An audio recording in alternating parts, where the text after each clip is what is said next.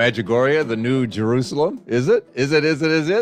We just got back. Elizabeth and I just got back from this amazing place called Medjugorje. I'm still there. I've never come back from a vacation where I was so much still there after coming back. It's sensational. Hi, welcome. This is Men's Morning Light. I'm Trapper Jack, and I want to tell you about some things that happened and about crosses, the one you've been carrying around, the one I've been carrying around, whether or not we're supposed to still be carrying it around. Okay, we can do that. Why am I calling it the New Jerusalem? That was kind of given to me. So Beth and I were talking about, if we do this again, if we go to Medjugorje, and we took 50-some listeners, if we do it again, do we go back to Medjugorje, or do we go to the Holy Land? Yeah, that's kind of a cool thing. I always wanted to do that. And as soon as I asked the question, that song came up, The New Jerusalem. And I went, oh, Medjugorje, is that the New Jerusalem? Why? It's not just historic. Everything is happening now. Go back 2,000 years. Can you imagine when the church began? Remember how it was exploding? Go to Medjugorje. You will see faith exploding.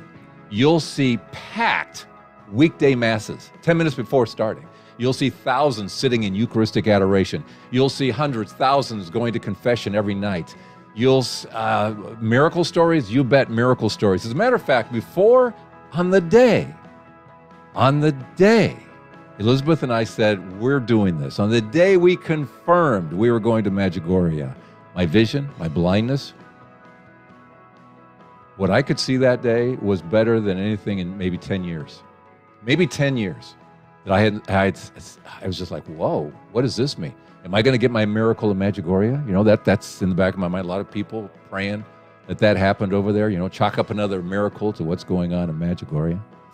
So the blind guy was there with my family and listeners, and I climbed Apparition Hill. When I think hill, you know what I think? I think Julie Andrews spinning on top of a hill, and the hills are like, that is not what this is. This is rocks and jagged and sharp-edged, and this thing is just crying for a sprained ankle or worse. It was something, but I had my son Stephen there, my buddy Danny, hand on their shoulders, and up we went, and we got to the top and came on back down. It was incredible, absolutely incredible, climbing Apparition Hill. Absolutely loved it. I want to tell you about another time Elizabeth and I were walking around the grounds near St. James Church. St. James is the patron saint of pilgrimages, named far before all of what is going on in Medjugorje is happening.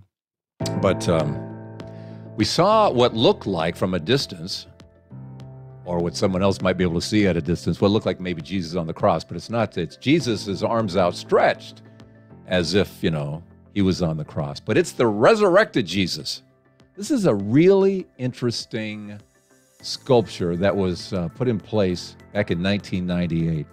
And if you're standing by there, you kind of look down where he kind of, it's not like he was on the cross. What you see is how he was part of the cross, and the cross is part of him. It's like he was lying in it, and he was like embedded in it. So he was the cross, and the cross was him, that kind of embedment, if you will. So it's really, really interesting. So the knee on this cross, shall we say, leaks. Water comes out like about a quart a day. That shouldn't be happening, but it does. I read that it's 33 times the amount of water that has any right to come out of this bronze statue. 33, get it? Not 32, not 34. The age of Christ, when he was crucified and resurrected. But what a lot of people do, and what Beth was doing, she was rubbing the knee with cloth, with tissue, and then what you do is you go back to those who need healing and you give it to them, and there are miracle stories about, rubbing this water. It's 99% water with some other little minor things in there, but you take that water from the knee of Christ, the statue, and you give it to people who maybe need a healing, physical or spiritual, whatever. So she was there, and we're kind of, just touching Jesus there. It's an amazing piece of art. So our friend Angie from Australia, she comes up to me. She kind of, while Beth is doing the knee thing with, the wiping there, she kind of takes me aside and she says, can you see about where Jesus' heart is located? And I'm trying to figure it out, and I kind of figure out where they are. Okay, yeah, okay. And she just, and I know she's praying for my healing. I know she's praying for my miracle. Be able to see, right? To be able to see. this cross that I'm carrying here for the last, since about age 13 when this all began. So she's praying, and I know what she's praying for, and I'm praying, and after a while she says, anything? I said, yeah. I said, I got a loud, it's done. 2 times I've had my vision restored. The blind guy's had his vision restored 2 times. Once during the day, once at night. The time at night was back in 2003 on December 8th. Feast of the Immaculate Conception. Mary's fingerprints are all over my conversion story and healing and such. So this has happened twice. 3rd time's a charm, right? Isn't that the way it's supposed to be? 3rd time's a charm. And I'm getting, it's done, Angie. It's done. I just have to cross this intersection somewhere down the road here, and I'm going to get this incredible physical healing, and all glory to God, that kind of thing, And that's kind of the way we leave it. And then a group of us head on over. We walk over to, it's called Mary TV, and I'm going to be interviewed over there for a program. I think it's called The Fruit of Medjugorje. So I kind of did my spiel, my testimony, if you will, that's kind of linked to Medjugorje, and that we have 50 podcast listeners and all that kind of stuff over there. Okay, so I do my thing there. And we're leaving, and we cross another intersection that Beth takes a header on. My wife takes a head and smack down on her knee, blood. She's ruined the pants and all that kind of stuff. It's like, oh my gosh. And how ironic is it that just, 2 hours before she was rubbing the knee of Jesus, and here she is rubbing her own knee. Physical healing, spiritual healing. Are those two connected? Are those two linked somehow? I'm not sure. I'm just telling you, it's interesting, rubbing knees today. Then we head back to the hotel, and the hotel, Maria is there. We're staying with Maria, one of the visionaries who's been seeing Mary every day for the last 41 years. It's her place. And so we come in, and she sees Elizabeth and go, what happened to you?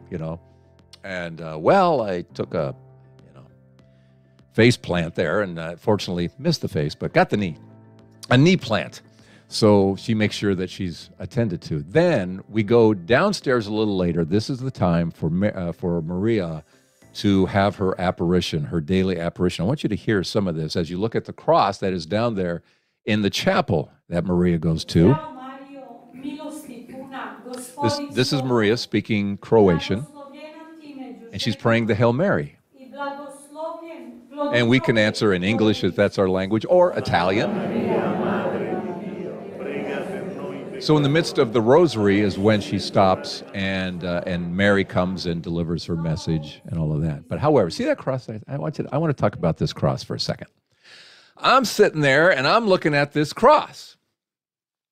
This is the 3rd time we have been downstairs in this chapel, and the 1st time I'm seeing the cross. Now, I'm not saying to you that my vision was suddenly restored. And, I can see something that I couldn't see before. That's not what I'm saying at all. What I'm saying is it's very visible to me, and it should have been the other 2 times, but I could not see it the other 2 times. What the heck is going on? And I know it's a God thing. I know it's a Mary thing. I'm looking at this cross. I said to Beth, was that there yesterday? She says, yeah, it was there. I said, was the spotlight on it? Because I can see the contrast.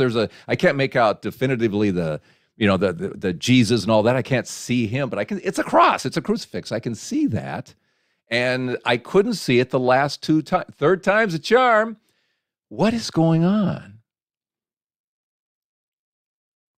And I know that for whatever God's reason, Mary's reason, I wasn't allowed to see the cross before. What is going on with the cross today? What is happening here? And I'm starting to think, okay, does that mean I'm not seeing the cross right? Am I not seeing suffering right? Am I not seeing acceptance of our crosses right? What is it? What are you trying to tell me that the cross wasn't there twice and now it is there? And now I'm looking up at the cross and I'm remembering Jesus' last words. It is done. Isn't that what I just got through saying earlier in the day? That was the message to me. It's done. It is done. It is finished. It is completed. I have done everything. It is done. And so that's ringing in my ears again. It is what is done. What is done? It is done. Here it is. See this little recorder? When we came, I'm praying every day about this. What were you trying to tell me? I'm now back in the States, and I'm going, and I'm still trying to figure this out. It is done. It's done.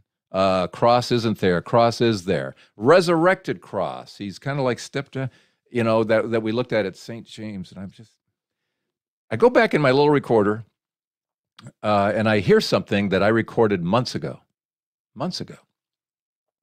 It's a little note because at our parish, Father Joe, and I don't know if it was in a homily I got this, something he said to somebody. Anyway, I just noted it on my little recorder, and it's Father Joe saying, remember not to hang on too tightly to your cross, because when it's time to let it go, you may not be able to. Say what? Don't hang on to your cross, your burdens, your sufferings. Don't hang on to them too tightly, because when it's time to let that cross go, maybe you can't.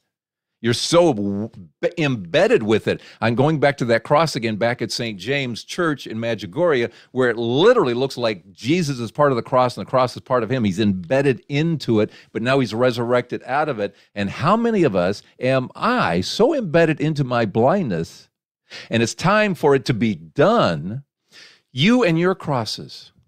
Think about the ones you've been carrying around forever.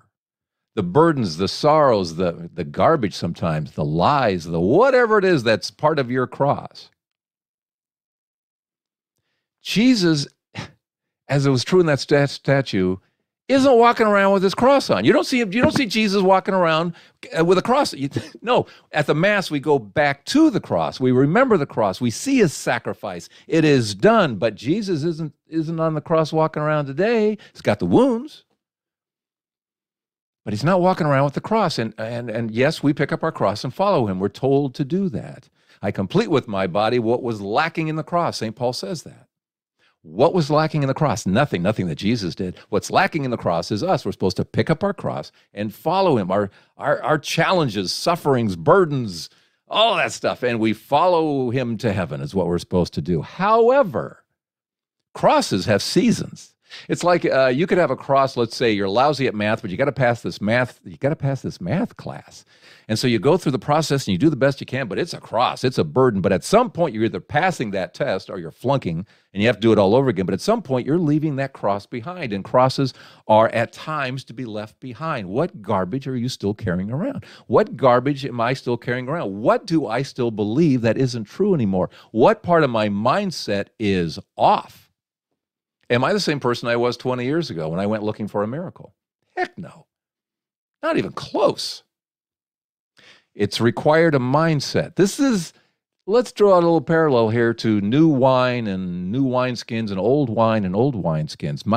I'm still, I got this old wineskin I've been carrying around. Initially, when I started going blind, I went into denial.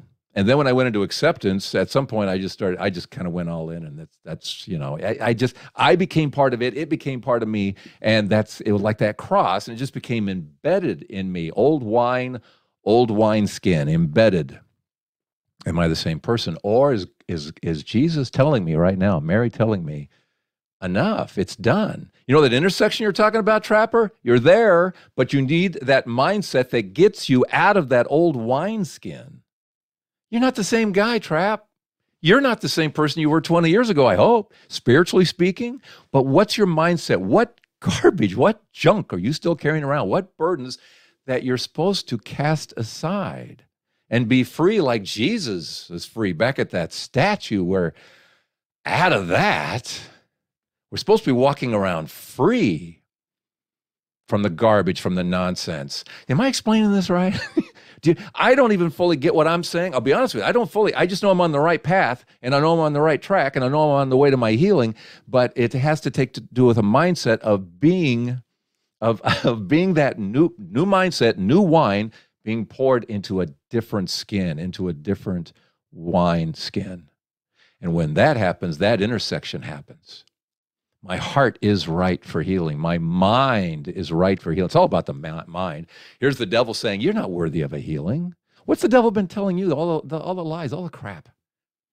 He's lying to us, lying to me. You're not worthy for that. That's never going to happen. It's physically impossible, Trapper, for retinitis pigmentosa to be reversed. You want to bet? I've seen people come out of wheelchairs. I've seen blind see. No one should know this better than me. I have interviewed probably 1,000 people about their encounters or miracles. Me more than anybody else, but God expects more of me. get to that point trap, I'll show you. It's done. It is done. I just took your cross away twice. He did it twice to make sure that I just didn't think I missed it the first time. He wanted to make sure I understood it was not there. That cross was not there to me. And then he brought it back and said, it's done. It is done. Isn't that beautiful? This is how God speaks to us. This is what I love about how God speaks. He speaks in Scripture, but he uses the whole world. He uses his own crucifix. He uses a wall. He uses a chapel. In Medjugorje, what a perfect place to do this, right? So my question to you is, what crosses are you dragging about? Jesus is not walking around with a cross, and you're not supposed to be either if it's the season to let it go. Yes, we all have challenges and sufferings, and there's, you know what I did last night? I accepted, in a sense, a new cross. Sitting in church, and I'm having this conversation, trying to come together with all of this, and I'm thinking this thing through, and I'm going, there are new challenges by my getting my vision back. You have challenges I don't. You have burdens I don't, because you see and I don't. No one says to me, hey, Trap, can you drive over and get some milk? No one's asking me that. You are burdened with that because you can see, Someone's going to tell you to ask you to do stuff. They're not asking me. So I'm sitting there last night going, do I accept the new burdens, the new challenges, the new crosses by accepting my vision back? You bet. I said, yeah, bring it on. Bring it on is exactly what I said 23 years ago when I sat in this house so miserable, wondering what was wrong. Why am I not happy? And I threw a prayer up there and I said, I don't know what I'm missing, but you do. Bring it on. Well, I'm saying it again. Bring it on. I'll take whatever challenges come with vision. Okay, I'm willing to get out of this old wineskin, this mindset. New mindset, new wine. What do you need? I keep going back to you because there's something there. Are you getting this? And if you're not, think about it, pray about it, ask about it. There's stuff that you're hanging on to you don't need to. The recorder thing, interesting. When I went back and I found, and I wasn't looking for it. I was just going back and I was trying to delete stuff. Actually, what can I delete off this? And I find what Father Joe said about don't hang on to your cross so tightly that when it's time to let go of it, you can't. And what's around that? What am I hearing in my other little notes to myself? I'm hearing me prepare for a talk about a book called Be Healed. Nice job. I mean, come on, you can't make this stuff up, And I'm hearing myself draw an analogy to the movie Frozen where they're singing, let it go, let it go. That whole thing? And it's like, God is so good how he speaks to us. And that's how he was speaking to me, right? You've heard this story, how you go into the church and you're carrying your cross. Everybody's coming in with a cross, and everybody throws it up on the altar. And then somebody says, okay, take the cross you want. Just grab the cross. Which cross are you going to take? Your own, right? Because you know it. You've embraced it. It's like, this is what I deal with. You're not taking someone else's troubles. You're going to take your own. You're comfortable with that. And you walk out. What if you left without it? What if you said, no, I don't need that one anymore. I know my challenges, what I have to do, and my responsibilities, but there's junk I'm carrying around. I don't need anymore. All I need is a different mindset to free myself as Christ has freed himself back at that statue.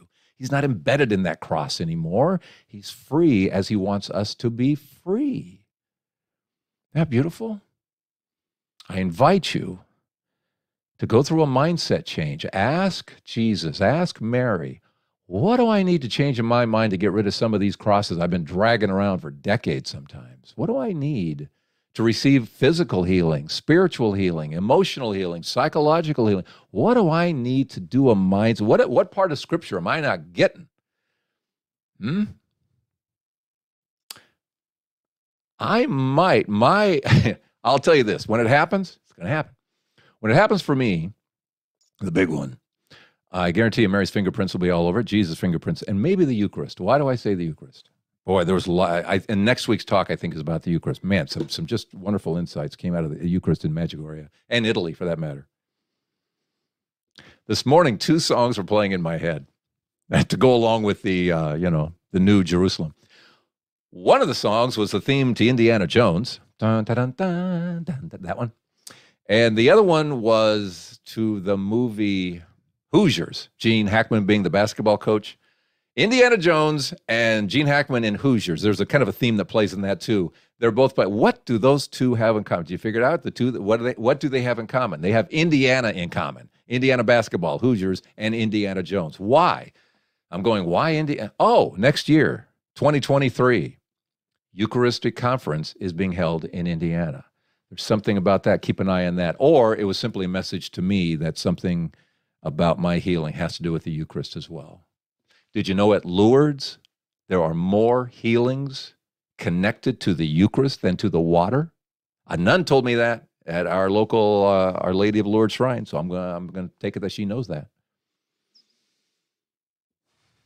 Isn't this cool? So I invite you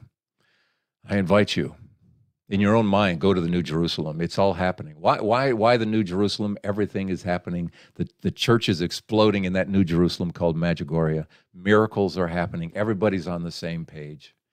It's not just a piece of history. This is happening in the world today. I'll go out on that, and I'll see you next week, okay, on Men's Morning Light.